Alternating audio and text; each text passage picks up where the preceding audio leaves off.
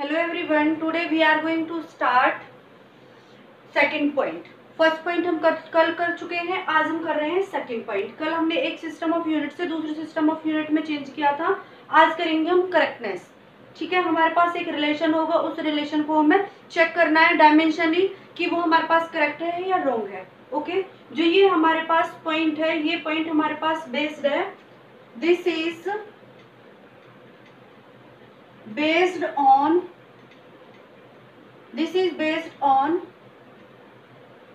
principle of homogeneity.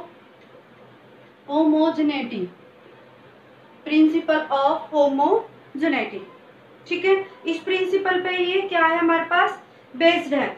इस principal का मतलब क्या है कि हमारे पास बोथ साइड्स क्या होंगे, डायमेंशंस क्या होंगे, सेम टाइप के होने चाहिए. ओके, कैसे होने चाहिए, सेम टाइप के होने चाहिए. जैसे हम एग्जांपल लेते हैं, इक्वेशन होती है हमारे पास s is equal to u t plus half A T square. Taking LHS left hand side क्या होगी s हमारे पास क्या होती है, डिस्टेंस होती है. क्या होती है, डिस्टेंस होती है. और डिस्टेंस का डायमेंशन फॉर्मूला क्या होता है आपका, l होता है. और आप इसको कैसे लिखोगे, m0 l1 t0. ओके, अब है आपके पास right hand side. Right hand side को क्या है आपके पास, ut plus half A T square. u क्या होती है आपके पास, इनिशियल वेलोसिटी, t टाइम. और जो ये हमारे पास 2 होगा, ये 2 हमारे पास क्या होगा, डायमेंशनलेस होगा. ओके, इसका डायमेंशन नहीं होगा.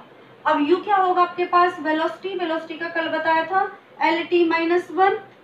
और t का आपके पास क्या हो जाएगा, t प्लस में हाफ का है ही नहीं, a का क्या होगा lt माइनस 2. और इस t का क्या बन जाएगा आपका t स्क्वायर. देखो ये क्या बनेगा हमारे पास, ये माइनस है, ये प्लस 1, तो ये t से t कैंसिल, तो क्या मिला हमारे पास l प्लस में ऐसे ये कैंसिल आउट, ये क्या हो गया l. तो हमारे पास कंडीशन है l प्लस l हो या l माइनस l हो, तो उसको हम l ही लिखते हैं. तो इसका मतलब क्या है कि हमारे पास लेफ्ट हैंड साइड किसके इक्वल है, राइट हैंड साइड के इक्वल है. ओके, आई होप आपको समझ आ गया होगा. इसी तरह से हम दूसरा एग्जांपल लेते हैं, दूसरी इक्वेशन ले लेते हैं.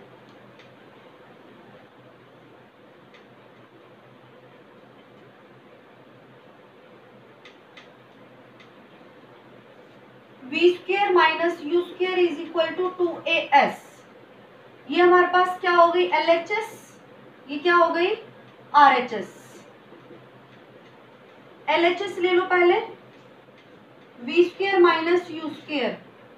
तो v स्क्वायर क्या होगा आपके पास, l t minus 1 and its whole square minus l t minus 1 its whole square. ये आपकी फाइनल वेलोसिटी, आपकी इनिशियल वेलोसिटी, लेकिन डायमेंशन क्या होंगे आपके पास, सेम होंगे.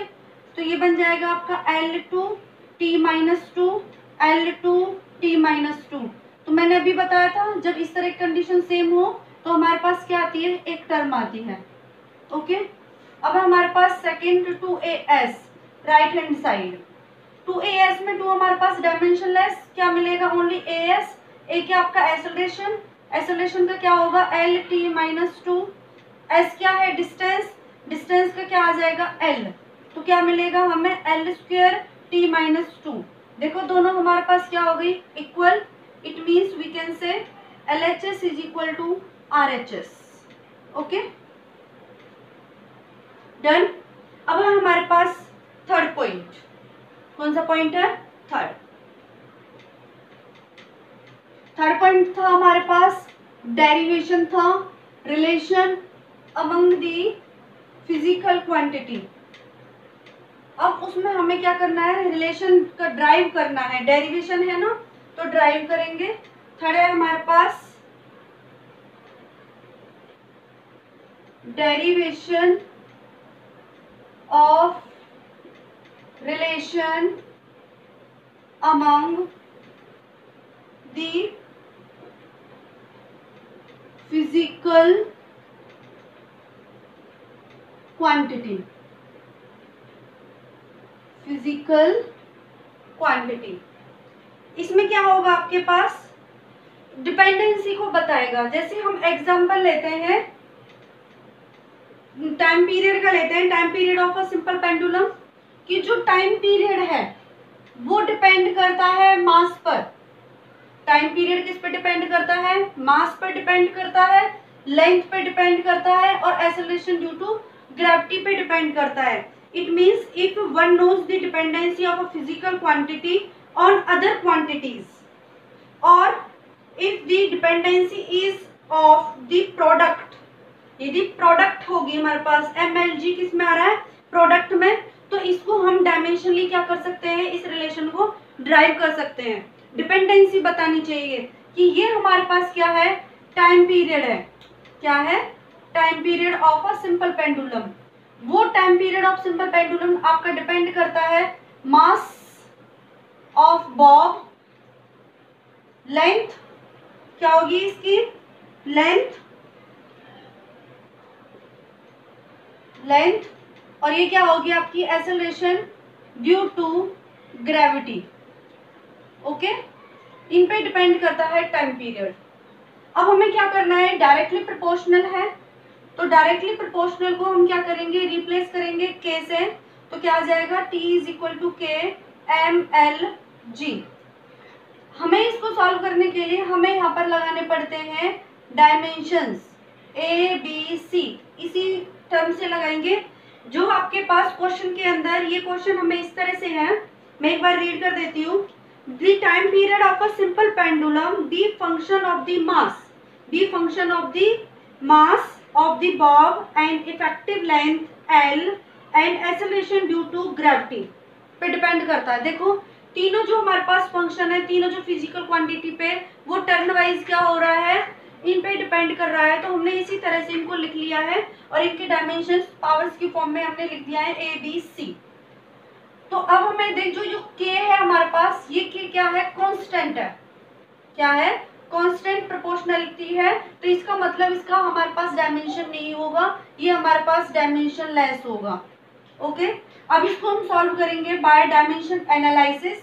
तो डायमेंशन एनालिसिस से हम इसको सॉल्व करेंगे, तो t का जो डायमेंशन होगा वो हमारे पास क्या होगा, m0 l0 t1, क्योंकि टाइम पीरियड है ओनली, ना मास है ना लेंथ है इसमें। k का कोई डायमेंशन नहीं है, तो हम कहाँ से स्टार्ट करेंगे, m से। मास का क्या होता है m, और इसकी पावर क्या हो गई a। लेंथ का क्या हो गया हमारे पास l, इसकी पावर क्या हो गई b। Acceleration due to gravity, acceleration due to gravity क्या होता है आपके पास, एक्सेलरेशन, और उसका डायमेंशन क्या होता है, एल टी माइनस टू। तो यहाँ पे रखेंगे L T minus two, its power is c. Okay, अब है हमारे पास, देखो पावर्स को हम क्या कर रहे हैं, इनका चेक करो इस तरह से, M a L b L c T minus two c. L L है, बेस सेम है, तो पावर्स क्या हो जाएंगी आपकी ऐड, तो M a L b plus c T minus two c. Coefficients को कलेक्ट करना है जैसे आप मैथ्स में करते थे।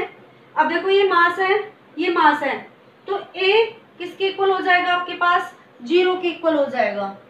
ए किसके इक्वल हो जाएगा, 0। अब इसी तरह से लेंथ के कोफिशिएंट को करो, तो यहाँ पे ये 0 है, तो b प्लस सी किसके इक्वल आ जाएगा, 0 के इक्वल आ जाएगा। और नेक्स्ट है हमारे पास t माइनस टू सी, t माइनस टू सी क्या हो जाएगा हमारे पास, मतलब 2c किसके इक्वल हो जाएगा, 1 के इक्वल। किसके इक्वल हो जाएगा, 1 के इक्वल। ओके, अब इनको हम क्या करना है, सॉल्व करेंगे। b प्लस सी है, तो इसको कैसे लिखेंगे, b is equal to minus C, और यहाँ से c इज इक्वल टू क्या आ जाएगा हमारे पास, माइनस का 1/2। ओके, अब आप एक बार इसको चेक कर लीजिए।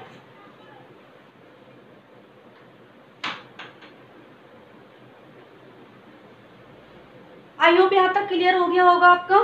अब देखो यहाँ से हमारे पास a की वैल्यू आ गई, b की वैल्यू और c की value. Put these values in equation first, put these values in equation first. We have t is equal to k m की पावर कितनी हो गई 0, l की पावर कितनी हो गई हमारे पास, l क्या है b, और b किसके इक्वल होगा, c आया हमारे पास माइनस हाफ, माइनस माइनस क्या हो जाएगा प्लस, तो ये हो जाएगी इसकी प्लस हाफ, और g की क्या हो जाएगी माइनस हाफ। किसी की पावर 0 होती है तो उसकी वैल्यू क्या होती है 1 होती है, तो t is equal to k, ये हो गया 1, ये l की पावर हाफ, और ये माइनस है तो ये अपॉन में जाएगी तो कैसे हो जाएगी पॉजिटिव, तो हम इसको लिख सकते हैं l इज इक्वल टू के अंडर रूट l अपॉन में g। बट हमने ये एक्सपेरिमेंटली टाइम पीरियड का कांस्टेंट हम पहले से निकाल चुके हैं, तो हम k के प्लेस पे क्या लिख सकते हैं 2 पाई कांस्टेंट की वैल्यू। यदि आपको लर्न है तो आप इसको इतना ही छोड़ देना, कोई दिक्कत नहीं है, तब भी आपका करेक्ट है। ओके, नेक्स्ट है हमारे पास लिमिटेशंस ऑफ डायमेंशन एनालिसिस, कि डायमेंशन एनालिसिस की जो हमारे पास लिमिटेशंस क्या क्या हैं। लिमिटेशंस है इसमें हमारे पास कि ये कांस्टेंट के लिए वेरीफाई नहीं है, मतलब के जो हमारे पास आया था कांस्टेंट और न्यूमेरिकल वैल्यू आई थी पीछे हाफ, जो हमने इक्वेशन यूज की थी s is equal to u t plus half A t square, उनके लिए ये करेक्ट नहीं है। वैसे डायमेंशंस हमारे लाइफ के लिए बहुत इंपॉर्टेंट है, लेकिन कहीं ना कहीं इनकी लिमिटेशंस भी है। दूसरा, जब सेम क्वांटिटी आ जाती है आपके पास l plus L, L minus L, तो ये ऐड और सब्ट्रैक्ट टू एल नहीं होता, उसको सेम क्वांटिटी लेनी पड़ती है, तो कहीं ना कहीं ये किसी और फॉर्मूले के लिए हमारे पास क्या होते हैं वेरीफाई नहीं होते हैं। ऐसे ही जो सेम फिजिकल क्वांटिटीज होती है, जब हम डायमेंशन फॉर्मूले सॉल्व करते हैं, यदि हमें उसमें डायमेंशन फॉर्मूले गिवन है, डायमेंशन फॉर्मूला गिवन है किस तरह से, देखिए m1 l2 t माइनस 2, ये आपको डायमेंशन फॉर्मूला गिवन है, और इस डायमेंशन फॉर्मूले से आपको क्या निकालना है कि डायमेंशन फॉर्मूले से निकालना है आपको कि किस फिजिकल क्वांटिटी का है, किस फिजिकल क्वांटिटी का है। अब ये फिजिकल क्वांटिटी कौन सी होगी, आपके पास वर्क का भी है, एनर्जी का भी है और टॉर्क का भी है। अब इससे हम इस तरह से फिजिकल क्वांटिटी को स्पेसिफाई नहीं कर पाते हैं। ओके, अब नेक्स्ट आ जाएगा आपके पास कि जैसे हमें 3 फिजिकल क्वांटिटी दे दी है, लगातार 3 दे दी या लेस देन 3 दे दी है, तो उनके लिए तो ये करेक्ट है, हम प्रूफ कर सकते हैं, लेकिन उनसे ज्यादा दे दें तो वो हम सॉल्व नहीं कर पाते हैं। ओके, तो ये लिमिटेशंस है इसकी। आई होप आपको समझ आ गया होगा। और कुछ क्वेश्चंस हैं, मैं आगे इनको मिक्स करके क्वेश्चंस कराऊंगी। चेकिंग वाला भी एक सिस्टम ऑफ यूनिट्स से दूसरे सिस्टम ऑफ यूनिट्स में और भी न्यूमेरिकल्स कराने हैं मुझे, तो वो उसके लिए आप वेट करो नेक्स्ट वीडियो के लिए। So thank you.